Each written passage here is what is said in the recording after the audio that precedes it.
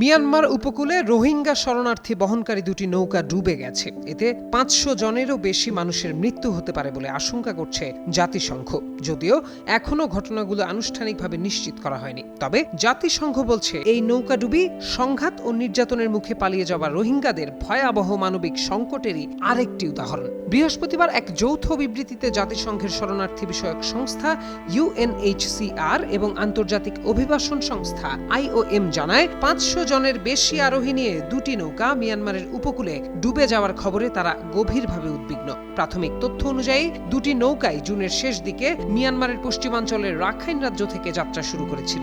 আরোহীদের বেশিরভাগই ছিলেন রোহিঙ্গা শরণার্থী। তাদের মধ্যে কেউ কেউ বাংলাদেশের কক্সবাজারের রোহিঙ্গা শরণার্থী শিবির থেকে গিয়ে এই ঝুঁকিপূর্ণ সমুদ্র যাত্রায় অংশ নিয়েছিলেন। নৌকায় থাকা ব্যক্তিদের ভাগ্যে কি ঘটেছে তা জানতে উদ্ধার অভিযান ও তদন্ত অব্যাহত রয়েছে বলে জানিয়েছে সংশ্লিষ্ট কর্তৃপক্ষ।